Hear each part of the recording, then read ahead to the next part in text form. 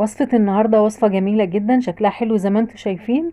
وهي حل عبقري لأي لفة جلاش ركنتيها في الفريزر والورق لزق معاكي ومش عارفة او محتارة تعملي بيها ايه. اهلا بكل متابعيني في القناة واهلا بكل المشتركين الجداد. نورتوا مطبخ توتي. هنعمل مع بعض النهاردة الفطيرة الحلوة بالجلاش المركون في الفريزر، ممكن يكون ملزق في بعضه ومش عارفة تعملي بيه صينية جلاش حلوة او حادق، هتعمليه بكل سهولة. ما تنسوش لو عجبكم الفيديو اعملوا لايك للفيديو وادعموني بالاشتراك في القناة وتفعيل الجرس على كلمة الكل عشان يوصل لكم كل اشعار جديد بكل وصفة انا بعملها ان شاء الله. وصفة النهاردة سهلة جدا ومن سهولتها ممكن تنفذيها حتى لو الجلاش انت جايباه طازة. ما تنسوش تشيروا الفيديو عشان الفايدة تعم. الفكرة حلوة جدا ونجحت جدا معايا وان شاء الله هتنجح معاكي. يلا بقى نبتدي الفيديو بتاعنا وتشوفي انا عملت الفطيرة الحلوة دي ازاي. عملتها بكل سهولة زي ما انتم شايفين كده. انا عندي كان لفة جلاش ركنتها في الفريزر كذا شهر في الفريزر ولزقت وبقيت محتارة مش عارفة اعمل بيها ايه، وكمان ايه نشفت شوية. انا هبتدي اقطعها، ممكن تقطعيها بسكينة او تقطعيها بمقص المطبخ. هقطعها شرايط كده زي ما انتم شايفين بسمك 1 سنتي مش اكتر من كده. طبعا هقصها وهفردها من بعض، واي ورقتين لازقين في بعض بسهولة هتلاقيهم فكوا معاكي. لفة الجلاش لانها تخينة شوية فكانت صعبة معايا على المقص، فانا هقسمها على 2 وهبتدي اقصها. انا بحب استخدم المقص في المطبخ، بيسهل عليا حاجات كتير بدل السكينة. حابة تقطعي بالسكينة مش مشكلة، مش هتفرق خالص يعني. هو اهم حاجة يبقى شرايط زي ما انتم شايفين كده. طبعا بتقطعي الشرايط كلها سمك واحد، ما تبقاش فيها حاجة تخينة وحاجة رفيعة، وهتفرديهم كده هيتلاقيهم فكوا بكل سهولة. وحتى لو في ورقتين لازقين في بعض مش هيبقى فيهم اي مشكلة. بكمل بقى اقطع ورق الجلاش اللي عندي. دي كانت لفة جلاش عندي، انا استخدمت منها شوية ودول شوية الباقيين. يعني الكمية اللي عندي دي حوالي ربع كيلو، فانا هعمل بيها صينية صغيرة. ممكن انت لو عندك نص كيلو هتعملي نفس الوصفة في صينية اكبر، وطبعا هتضاعفي كمية السوائل اللي هتحطيها للفطيرة بتاعتنا دي. شايفين انا فردتهم خالص خالص، ما بقاش في حاجة لازقة في بعض.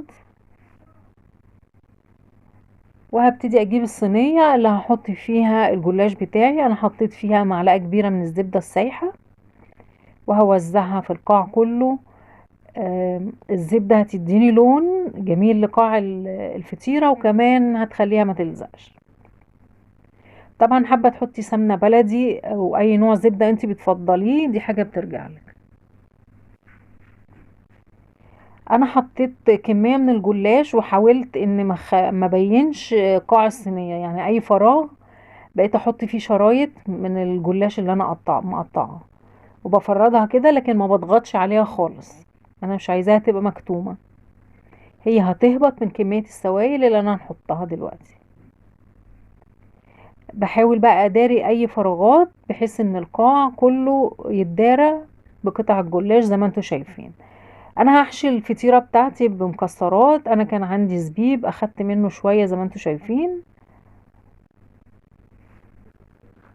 طبعا نوع المكسرات زي ما تحبي او المتوفر عندك. مش عايزة تحطي مكسرات خالص مفيش مشكلة، بس انا حبيت اديها طعم احلى واغنى شوية. انا حطيت زبيب، هحط كمان ده سوداني مجروش متحمص طبعا مش ني.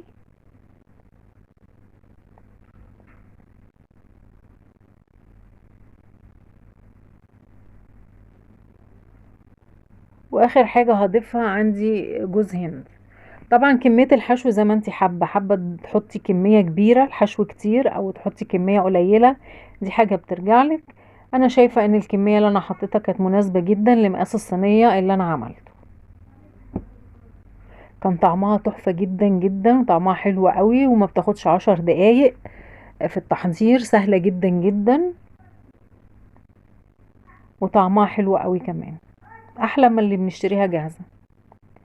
كده ده الطبقة الاولانية. هبتدي اضيف الجزء التاني من الجلاش اللي انا قطعته. هداري بقى الحشوة بتاعتي خالص، وكمان انا لما حطيت الحشوة بعدت عن جوانب الصينية عشان ما يتحرقش.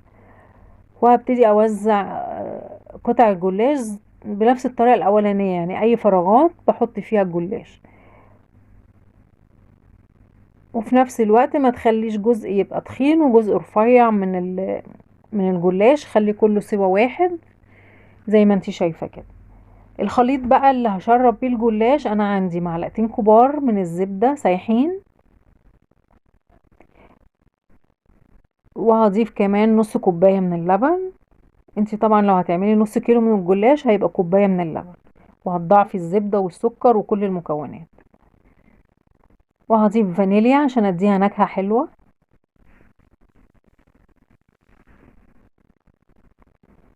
وهضيف معلقة من السكر، حابة تضاعفي السكر زي ما تحبي، كمية السكر دي حسب الرغبة،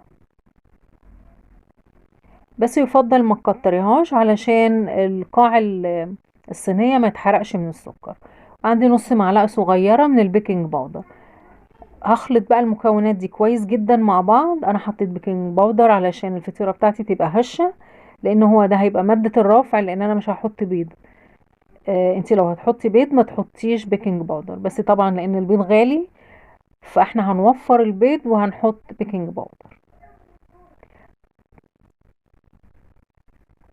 بعد ما خلطتهم هبتدي اشرب بقى الجلاش بالخليط اللي انا عملته ده. لو انتي لسه متابعة الفيديو اعملي لايك للفيديو، وما تنسوش تدعموني بالاشتراك في القناة وتفعيل الجرس على كلمة الكل عشان يوصل لكم كل اشعار جديد بكل وصفة انا بعملها. هشرب بقى الصينية كلها كده من الجوانب ومن الحراف ومن النص. زي ما انتوا شايفين كده انا بحط اللبن او الخليط بتاعي، بوزعه وانا بحطه، ما بحطش في مكان واحد عشان الجلاش بتاعي ما يعجنش.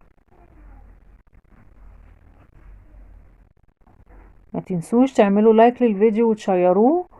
الوصفة مفيدة وهتنفع اي حد عنده جلاش ركنه في الفريزر ومش عارف يعمل بيه ايه لانه لزق في بعض.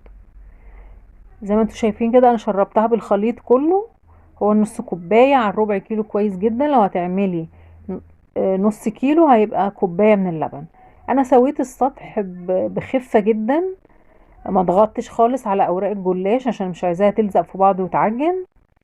بعد كده هدخلها على الرف الاوسط في الفرن على درجة حرارة 170 لحد ما القاع يحمر، واشغل كمان الشواية ادي لون ذهبي فاتح للفطيرة بتاعتي.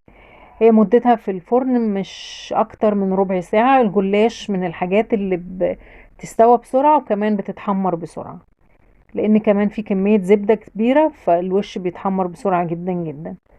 ده شكلها بعد ما خرجت من الفرن، اخدت لون ذهبي فاتح زي ما انتم شايفين. هبتدي بقى ارشها بسكر بودر، ودي التحلية. انا مش هكتفي بالمعلقة اللي انا حطيتها جوه السوائل اللي شربت بيها الجلاش، وممكن بدل سكر البودر تحطي كمان عسل نحل او شربات حلويات، دي حاجة بترجع لك التحلية اللي انت بتحبيها. كمان كان عندي كريز حطيته كده بشكل لطيف، عطى شكل جميل. دايما يعني خلي الاكل بتاعك شكله حلو، لان العين زي ما بيتقال يعني العين بتاكل قبل البق. شايفين شكلها جميل جدا وما خدتش وقت خالص، وسريعة جدا وطعمها حلو جدا جدا جدا. يعني كل اللي داق الفطيرة دي عجبته قوي. ممكن لو هتقدمي الفطيرة دي للأطفال تقطعيها حتت صغيرة وتحط لهم عليها لبن دافي، هتبقى وجبة متكاملة فيها مكسرات فيها الجلاش فيها اللبن. وجبة جميلة جدا وصحية، مفيدة ليهم لان هم في مرحلة بناء لسه. انا هنا قطعتها، كنت عايزة اوريكم قد ايه هي مورقة من جوه، وكمان المكسرات في النص باينة في الطبقة الوسطانية، يعني الجلاش ما لزقش في بعضه ما عجنش. الوصفة ناجحة جدا، وممكن تعملي الطريقة دي في اي جلاش انت عايزة تعمليه، جلاش حلو جلاش حادق، الحشوة اللي انت تفضليها بنفس الطريقة هتنجح معاكي. اتفضلوا معانا بقى. الف هنا ليكوا لما تجربوها بطريقتي، واللي يجربها بطريقتي يدعيلي دعوة حلوة. شايفين شكلها قمر ازاي؟ وصلت لنهاية الفيديو. يا رب فيديو النهاردة يكون عجبكم، ويا رب تكون الفكرة وصلت لكم، والطريقة سهلة جدا جدا، وممكن تنفذيها وتحشيها بأي حشو، أو حتى لو مش هتحشيها بحشو تحط لها شربات حلويات كده، هيبقى طعمها حلو جدا. ترش لها رشة سكر بودرة، عملتي حاجة جميلة واقتصادية وموفرة ومن حاجات موجودة عندك في البيت. وكمان استغليتي الجلاش المركون في الفريزر اللي ممكن تكوني مش عارفة هتعملي بيه ايه. ما تنسوش تعملوا لايك للفيديو، تدعموني بالاشتراك في القناة وتفعيل الجرس على كلمة الكل عشان يوصل لكم كل إشعار جديد بكل وصفة أنا بعملها إن شاء الله.